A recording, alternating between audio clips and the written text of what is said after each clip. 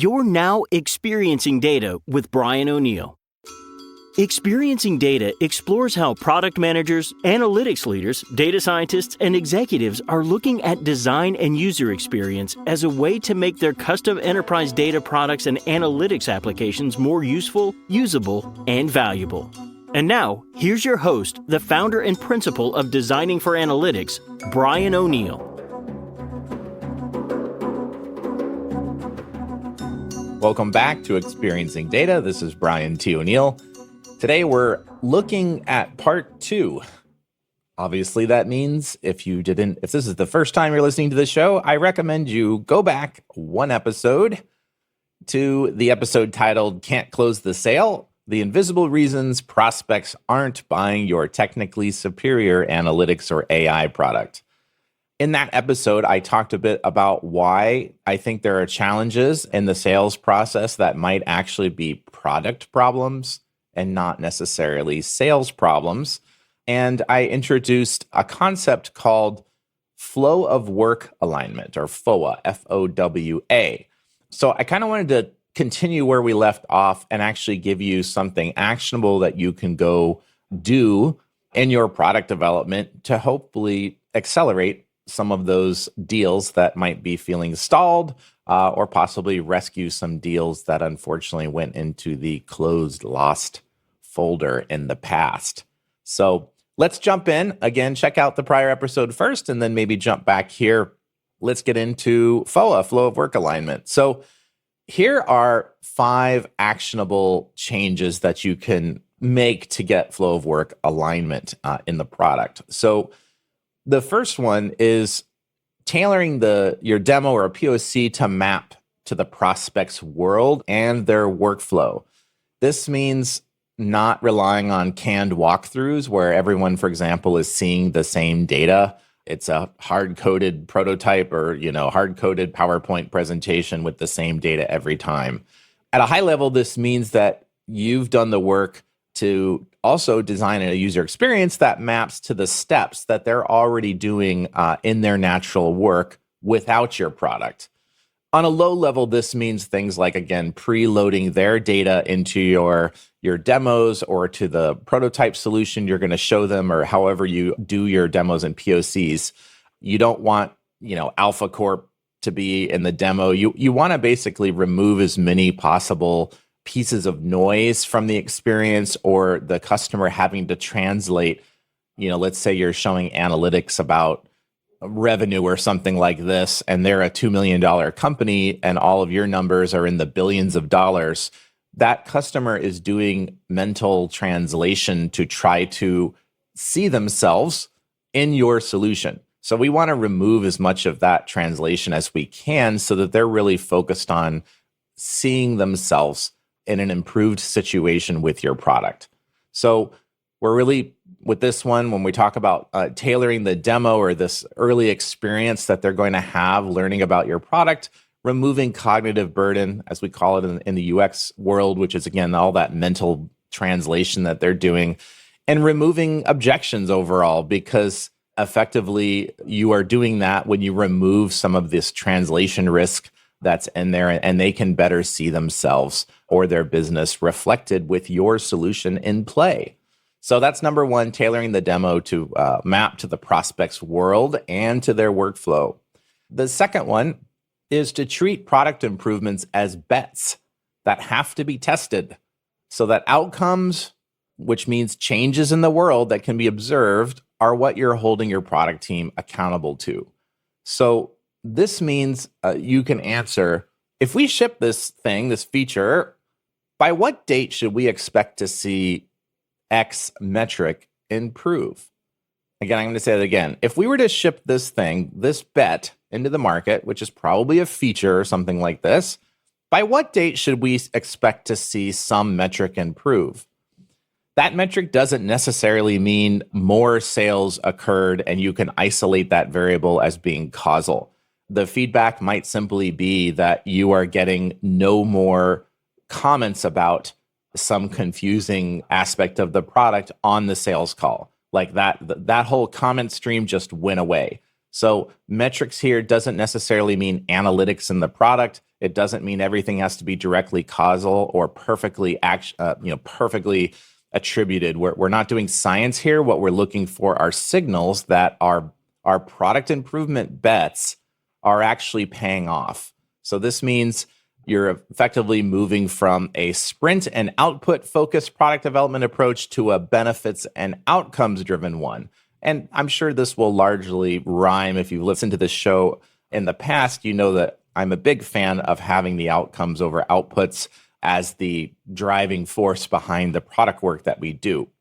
This also helps you move faster because if your product team now has accountability for outcomes, they're likely to place smaller bets and test them sooner and respond to that feedback. So this is also a method of empowering the team to be responsible for the value and to be able to justify, why are we adding this feature? Why is that we're this new view of the dashboard that we never had before? Or the model will now know how to, it'll provide a unique UI rendering based on any queries that have to do with healthcare protocols, treatment protocols, or whatever it may be. There should be ways to go out and validate that this work is moving key things forward for your business as well as your customers. So wrapping that one up, number 2, treating product improvements as bets that have to be tested so that outcomes, which means changes in the world that we can see, are what you hold your product team accountable to. Number 3, reducing perceived behavior change. This is a big one that I think is really misunderstood, particularly with AI tools, where really smart entrepreneurs and founders can see how leveraging AI, and particularly the language model capabilities that are out there now, we can make really rapid changes. We can make rapid improvements. We can automate work at a scale that we haven't been able to do before. The issue with this is the risk that comes with that and the amount of behavior change that we are asking customers to make. And the question for them is the required behavior change investment going to be worth it for me? And that gets into, well, how easily can they see the value of your solution? So by showing integrations with existing tooling, using familiar design patterns and conventions, and overall reducing the amount of change you're asking the user or buyer to make, this effort is going to reduce some of the risk of customers moving forward with a purchase of your solution. All of this requires that you know a lot about your customer, which also means investing in routine customer research or customer exposure time with an emphasis on observation over conversation. So this is a broad topic, like how to do customer research that's actually going to give you signals that are useful. But some of the core ideas here are your product team is learning by watching how your prospects are currently solving the problem without your solution and without judgment of how they are currently doing it. Another one is allowing your prospect, not your AI and analytics capabilities and your solution, but allowing the prospect to own the problem and decide what pains or problems matter to them. Owning the problem means, or I should say the customer owning the problem means that you have to empathetically put aside what's technically possible and instead focus on providing a benefit or an outcome, or in this case, a relief to the pain of the problem that they believe that they have. So to put this another way, if they feel like they're having a big pain with something that you might feel is trivial, or maybe it's not the underlying cause of their problem, we don't discount that. Instead, we look at it like, from their perspective, this thing hurts. I am having a problem with this thing. That is a real thing. We're not here to judge whether that's ultimately, it's kind of like, I want to lose weight, but I don't want to change my diet. So, and this person is looking for a rapid solution to that problem, even if it's a short-term problem. You can keep telling them that they need to change their diet and exercise, which maybe some people will do, but that's a long-term investment. Sometimes the buyer is looking for a shorter-term solution with faster time to value because they can't take the risk of that long-term thing not working out. So I'm not saying that we should always deliver a short-sighted solution that's going to leave them hanging later. The spirit of this is that their ownership of the problem is real, and we go along with them owning that problem and how severe it feels to them. We accept that as ground truth, and we position our solution against that so that we are addressing something they perceive to be true and not something that you think that they should care about. And that's the key difference with this one. Another idea here with the research part here again, we're talking about reducing perceived behavior change requirements by using your product. Once the problem space has been well defined with intention, you design the user experience of the product to map to their flow of work, such that you can move them on that scale from frustration to at least satisfaction at a minimum, and ideally over to the delight category. And to past guest Jared Spool for this model of explaining what user experience outcomes. And again, I'm going to say it again, ultimately what we're doing and the way to measure if the user experience is getting better is to figure out what is their experience now and how is that experience on a scale from frustration to satisfaction to delight? And if it's in the frustration category, we want to move it minimally to satisfaction and ultimately to delight. And as a general rule for teams that don't have strong product design skills, I'm usually focused on getting them simply to the satisfaction level, because getting to the delight level typically requires a larger investment in user research to really understand the customer at a deep level so that you can anticipate what their needs may be. This is different than addressing the surface needs that are quite obvious, but as a starting point, really focus on getting to that first tier of satisfaction, but understand that delight is ultimately what creates sticky problems or sticky products that people refer and that people talk about. And I'm sure all of you love that when you get that natural referral-based marketing and people talking about the product in a positive light. And when all that's done, you have a demo or a POC that feels intuitive and empathetic because you've reduced the perceived behavior change required on behalf of the user. The fourth one here, realize that your product's visual design, its interaction paradigms, like how you click here and this thing opens and then it returns this data, and all we call interaction design, and its overall usability, which is its perceived simplicity and utility. These are likely impacting your product's clarity and its desirability. I'm going to say that again. Your visual design, the interaction paradigms that are involved, and the usability overall of the product is likely impacting your product's clarity, desirability, and as on the whole, it's potentially impacting the sale. It could be doing it in a positive way if you're doing a great job. If you're not doing a great job, it might be actually working against you, even though you might see some of that as fairly cosmetic or minor front-end changes or whatever. And so you might not have a designer, but all products are always broadcasting a design and a user experience. There are no null choices here.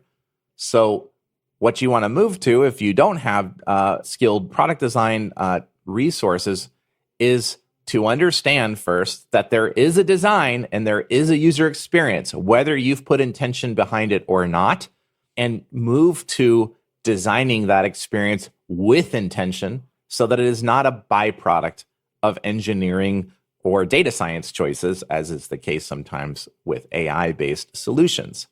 So that's kind of the big idea here. Whether you leverage a true data product designer or have that team and resources in-house or not, the creator of the product or this feature or this area of the product, your product, should be able to explain why is the UX the way it is, why was it designed that way, and it should be backed up with some research, at least some of the time.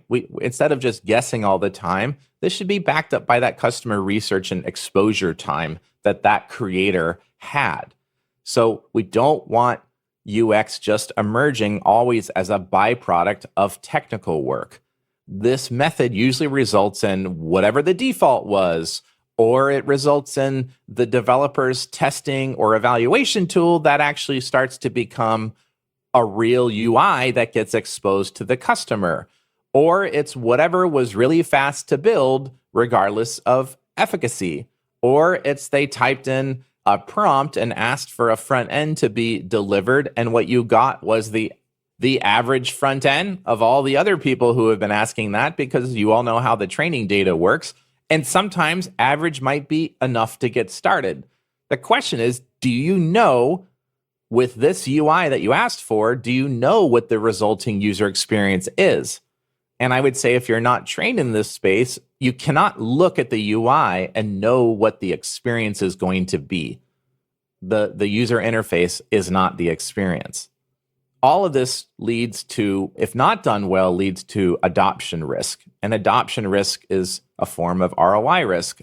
And low adoption frequently stems from poor usability, low perceived trust. This is a big area where visual design starts to matter. Obviously, with AI-based solutions, trust, accuracy, data privacy, these are all factors that go into perceived trust. Too much effort to turn analytical evidence into actionable insights. This also can create adoption risk and awkward interactions in your product. So if where you're pushing a lot of tool time on users. So example of this would be if you've ever copy and pasted code samples from ChatGPT or Claude's web-based interface into your IDE, and then you recompile or rerun the script and it fails, and you're going back and forth between these two windows. That would be a form of awkward interactions and tool time that you're pushing on users. So even if you have an API product, remember your product does have a user experience and it has a brand, even if it's for technical buyers, and it has a feel. You just have to design all this with intention instead of as a byproduct of technical work. The reward here is that customers can better see themselves in your product.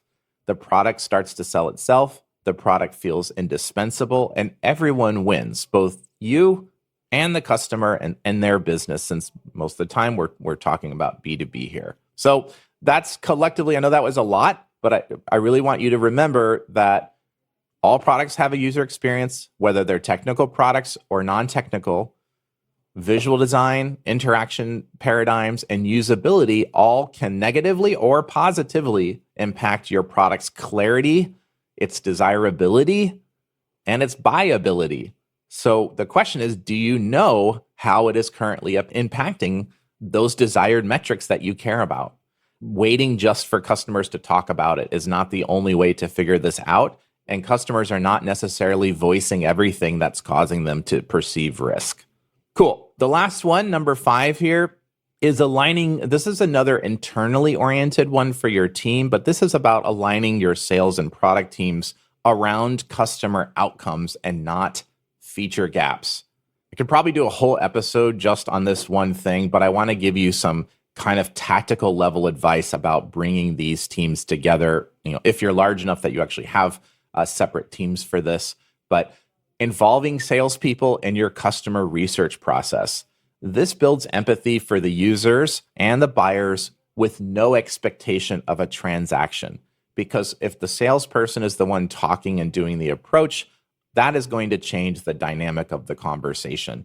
So having them involved as a silent note taker or something like this, that's probably a better way to do that. And for them to really hear the customer open up in ways that may not be happening under the pressure of a sales call. And I'm hoping your sales team is not putting pressure on there, but we've all been there before, and we know the dynamics are different in terms of what we're willing to share when we know someone has something to sell to us.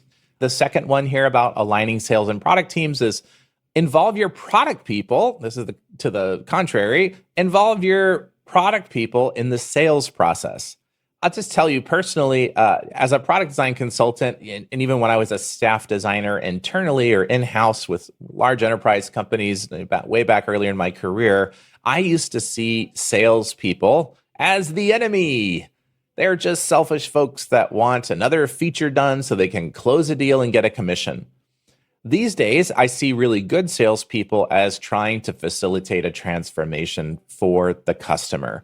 And they also can be a wealth of information about customer pains, buying triggers, workflows at times, and competitor solutions. So get your product folks shadowing those sales calls and make sure that they're not just throwing feature requests over the wall and then they're going to reawaken sales conversations when the features are done. Another way to align these teams is the role of sales engineers. Sales engineers can be extremely helpful in helping close the gap between these feature requirements that sales will sometimes ask the product team to build in order to land a deal and the benefits of those features that customers actually want. When we don't have clarity around the problem space and the benefits, which is a product management skill that a lot of salespeople won't have, your engineering team or whoever's running the delivery side of your business, they will just see add feature, allow CSV export on this thing, or the model should produce better results in the healthcare domain. You'll get these very tactical requirements that sound very engineering actionable, and it sounds like if we just deliver this, we will win. But when teams blindly work on features without understanding the benefits in the context of use, you're basically just in that project instead of product management focused culture where delivery of the feature on time is all that matters, not the quality and the outcomes that the feature should be producing. Sales engineers may know why sales is asking product to build that new capability, and they can be a great addition to the typical product triad, acting as like an SME or subject matter expert. So this is basically you get your tech lead, product lead, design, your UX design lead, but bring these SMEs like sales engineers into the conversations early. And what we're doing is preventing delivering the wrong solution by making sure we have really good context. And the sales engineers often have much more of the important details about what the product needs than the salesperson who may be dealing only with the fiscal buyer or really focused on the fiscal buyer alone, but not necessarily the end users. Talking about ROI, which is the overall value that your product's target customers, their businesses might receive. That's very different than what the end users on the ground may need or want from the product in order to consider adopting it and changing their status quo. So let's review those 5 tactics one more time. Tailoring the demo to map to the prospect's world and their workflow, so no canned walkthroughs. Treat product improvements as bets that have to be tested, so that outcomes, which are changes in the world we can see, are what you're holding the product team accountable to. The third one is reducing the amount of behavior change you're asking customers to make in order to get value from your product quickly. The fourth one, realize that your product's visual design, interaction paradigms, and usability are likely impacting your product's clarity, desirability, and perceived utility. So you might not have a designer, but your product is always broadcasting a design and a user experience. There are no null choices in this case. So you need to move from byproduct design, as I call it, to designing the user experience with intention. The fifth one is aligning your sales and product teams around customer outcomes and not feature gaps. So we talked about ways to get those teams working together and the value of sales engineers in particular as potentially providing a lot of assistance to product teams who are trying to interpret requests from salespeople, that things that they're hearing on calls that they're doing all the time. So that's a lot. And I'm guessing that maybe some of you might be thinking that this sounds like a lot of work. And you may have some objections to some of this. So I wanted to talk about some of the common objections and just give my responses to those that I've heard from analytics and AI product leaders through my work and just exposure to the market. The first one, and I'll kind of do these as quotes, our buyers are technical. They just want features, and that's a clear buying decision, yes or no. Do you have feature X? Well, my response to that is that while sometimes, yes, you're going to encounter someone that will just give you a blanket yes or no based on some feature capability, this really assumes that features and not benefits are why people buy. So whether you're technical or not, you're only buying because there is perceived value. Even technical buyers need clarity and adoption confidence. So for example, let's say that you have some coding copilot tool or product, and sure, your user is an engineer. Do you think that they want to allow the entire code base to be touched and reformatted from tabs to spaces just because the bot decided it should update all of that while adding, say, a little minor method or capability to some function on one particular screen or view? Should the tool prompt the engineer to accept the white spacing recommendation? Just do it? Or should it never even suggest that at all? Well, what about if the tool solicits access to private API keys or asks for excessive privileges beyond what seems necessary? Now it's telling me I have to stop using Python. If I want to do this, I need to adopt a different language. I think you get my point here. Technical users are people too, and developer experience is just another form of user experience. So whether they're technical or not, they have an experience. Your product is delivering experience, whether you designed it with intention or not. I think remembering that features aren't really the reason technical buyers are buying. They are still buying benefits, whether they say it that way or not. They are looking for value. The second one, objection, is, we're disruptive. Customers may need to change if they want to get this value, this big promise of value from our product. And this is really true on the B2B AI product side right now, where I think a lot of very sharp founders and technical people are building some potentially really cool stuff, and they see that work as being disruptive. So my response to this is that no customer I have ever talked to said, Brian, I just wish this product team could come in and disrupt us. Like literally no one has ever said that to me. Now, sure, they might be open to innovative new solutions, but this is not the same thing as asking for disruption. And furthermore, when I hear all this talk about disruption touted as a claim, I find this to be more self-centered than customer-centered. And worse, it might be coming across as an inferiority complex, that you or the product have something to prove that can only be done in a very loud way with disruption. To me, projecting quiet confidence positions your product as a solution that inherently proves its value. It doesn't have to blow up what's already working, and it doesn't set expectations that a big disruption at the customer's company is required to get value out of your solution. Now, I will say this, it is true that big change may be required to get big ROI and benefits. But what if you focused first on delivering smaller values sooner so that you build trust along the way, that the big change that you may eventually ask the customer to make in order to get the big ROI is actually worth it and safe? Number 3, customization of our POCs and demos. Well, this just doesn't scale.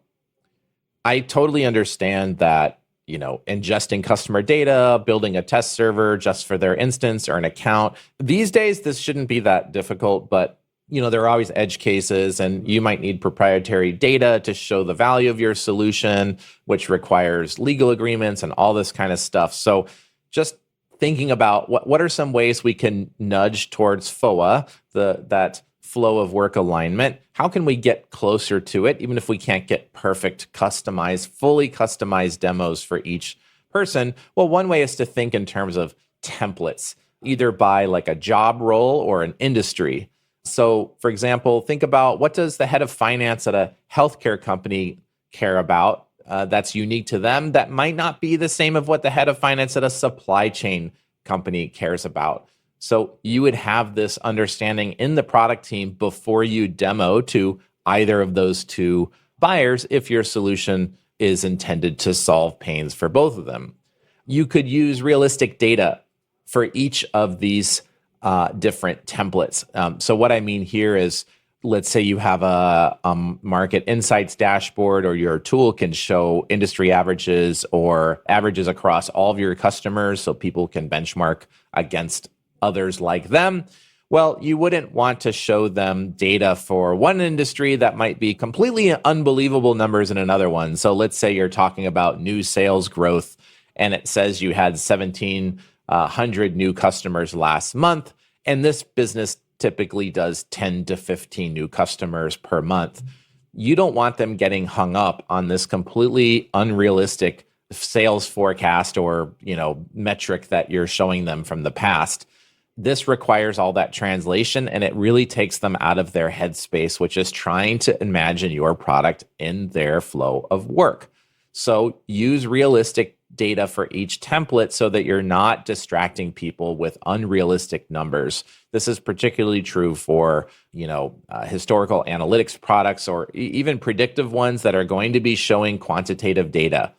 And also, along this line of thinking in terms of templates, at least, or categories of customers, and having a different demo experience or POC experience for each category or template, is having a specific honeymoon UX for each of these, where in the product, you will understand and probably nudge what their user experience should be during that process. So a specific example here would be that, let's use the supply chain company and the healthcare company example from earlier.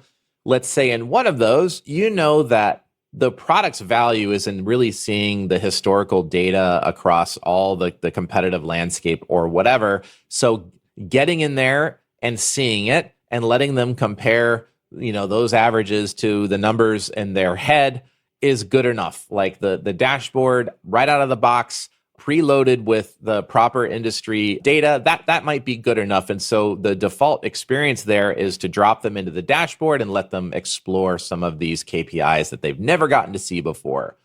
Whereas in another industry, in the second industry, you might know that this customer isn't going to believe anything until they have piped in their proprietary data, or we need to do some model training, or there's some data engineering or data sources that need to be connected. And the product alone, because it's like this is an enterprise scale thing, they need to go through that process in order to get their initial value. It's pointless to drop them on the CAN dashboard because it's just not going to be good enough. So in that case, you might steer the POC experience to understand that's likely what they're going to want to do. So you might need to have a really good experience around allowing all those data connections to happen prior to them actually using the main part of the product there. And this is all part of the perceived utility and usability of the solution, even if attaching data connectors and building pipelines or putting data into the system so it can be trained and deploying the training process and all this kind of stuff. We call this tool time. This is another Jared Spool comment, which I really like. This is all tool time and not goal time. While we don't really want them focused on that, if we can make that tool time feel effectively invisible, such that they're making good progress in the overall experience, they're not really going to remember that anyways. They're just going to see it as a necessary path to get to the value that they want. So let's design that with intention as well. What you don't want to do is that the opposite of this would be in this second scenario, would be requiring them to fumble through the process of establishing these data connectors, doing data imports, having a clunky experience, possibly multiple times, and then saying to themselves, you know what, this is just way too much work. We're not even sure the product's going to be able to tell us anything interesting. And so far, it's just, I don't have time for this. It's going to require these approvals. It's not clear what's happening in the background, and on and on and on. And you've basically lost the sale already. Even if the value would have been great, they couldn't get past the technical hurdles required to even get value during the POC. So customizing by template, even if you can't get down to the specific customer level, that's one way to customize your solution, the demo experience or the POC experience, to a degree that doesn't require every single prospect to get their own build of your application or whatever, if that's difficult. The next objection, number 4, sometimes we hear is, we don't really have the budget to overhaul user experience or the UI, or we just had someone redo the UI and now we're finding out that it's not good again. Like we just can't invest in this again. A lot of times you don't need a giant redesign. That's the first thing. In fact, we generally don't want to go down that path unless, there's always exceptions to this, but frankly, if you're not a design professional, you are probably not going to know how to diagnose when that is warranted and when it's not. The counter to this is to look where the highest frequency and highest value workflows or jobs to be done reside in the product's experience right now. Like, what are you supposed to be facilitating for customers right now that gets done frequently or that's really high value, but possibly not as frequent? Using the BETS model that we talked about earlier, when you do product work, you want to tie user experience outcomes to business outcomes. So that any of your sprinting work or whatever, which includes redesigning the front end or components or experiences within the front end, we want to tie those back to bets that can be tested. Even with rough data or usability studies or just getting redesigned prototypes in front of users, the point here is that each design increment and investment you make, you should have clarity about what kind of results from a business standpoint might I see if I do this. You should not be hearing that we're doing it because the product doesn't look good and it needs to just look better. And we should just accept that if it looks better, then nice things are probably going to happen down the road. You cannot quantify every design improvement that's made. It would take too long, and we can't actually do that level of attribution for everything. But the contrary is also not true. You don't need to hear that an entire redesign is needed and that you need to boil the ocean to get any value at all. We can map investments in user experience back to product benefits or business benefits that you should be able to observe in the real world, in your sales process. Fixing this will unlock this blocker in the sales process. So where to start there, then focus on the high friction demo moments first. Try to get some small wins so you're building some confidence in the team that you're starting to knock down some of these objections, and work on this in iterations. That's my general advice, not seeing your particular product, of course. And then number 5, the last one here is like, well, how would I even know if this whole flow of work alignment thing is working? Like, how would I measure as the founder and CEO or head of product at my company? How would I know that I have flow of work alignment? How would I measure that? I know data people and data product leaders like you like to be able to measure things, and that's a really fair thing to ask. So I think some of the possible metrics you'd be looking at here would be things like your demo to deal conversion rates. But again, that is ultimately what you want, but that may be hard to attribute to single isolated changes. Especially if your salespeople are changing their scripts, you're deploying multiple different work streams and product iterations at the same time. It's sometimes hard to isolate that this one change created this downstream value. But ultimately, we do want to be moving towards improved deal conversion rates. So what are some of those progress metrics that might tell us we're getting towards those success metrics? Well, from a progress perspective, sales cycle length could go down, including the whole POC to production timeline. You may have a metric which is that customers voluntarily say they can see themselves using the solution on the calls. You may hear a lack of commentary in the sales calls about your product's design, its user interface, its experience. In other words, salespeople are not having to spend time discussing or defending your UI or explaining it, but rather they're focused on the value conversation with the customer, and the design and the UI is essentially invisible. It's just not even brought up, which is probably a good sign. Or even better, you might even get some praise that it looks really easy compared to competitors. And the last one here about the measurement thing on progress here is usability testing your product iterations, your sprints. And as you start making these bets, we want to test these things. In order to test the improvement, though, you need to understand the baseline you're starting from.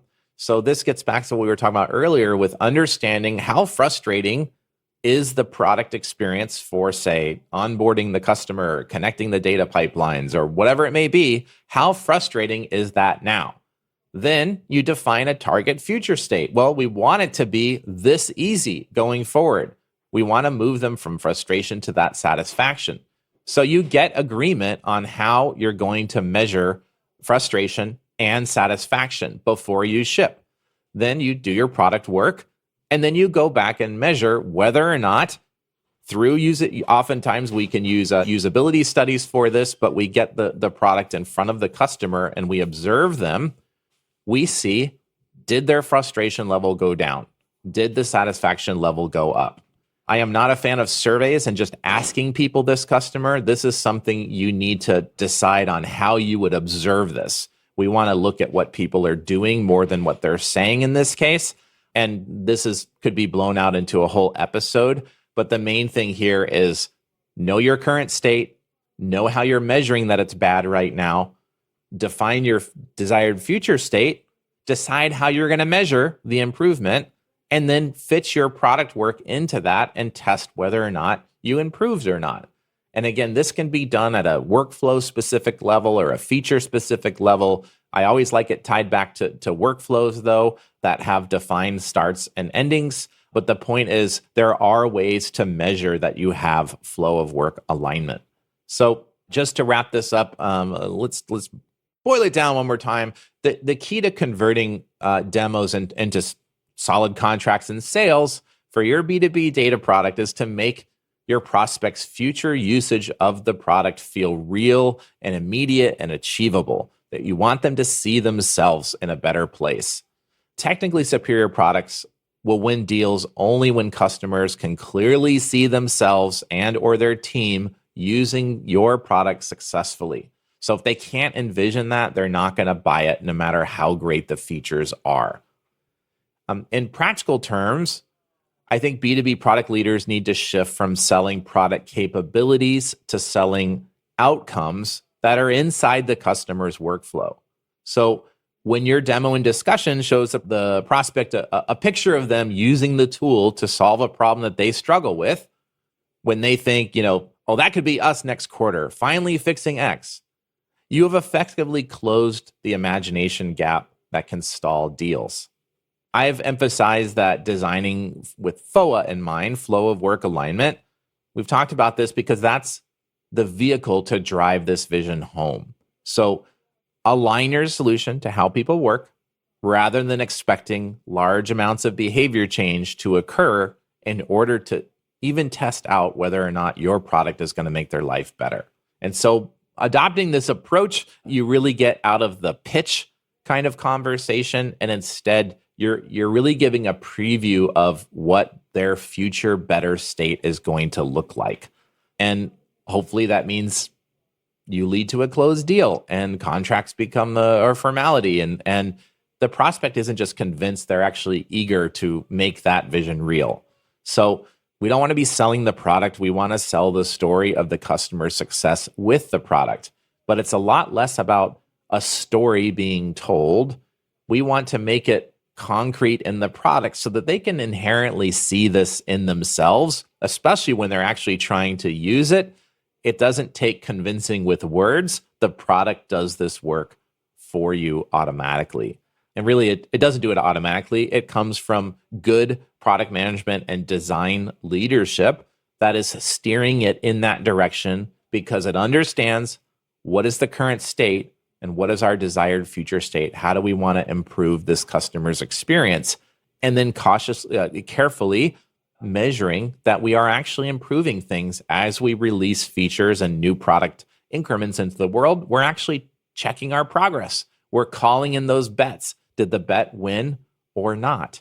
You should be checking that, because shipping is not the end of the story. It's really the beginning of the story. When you go to production, that's really day one, even though it feels like you've just finished a bunch of work.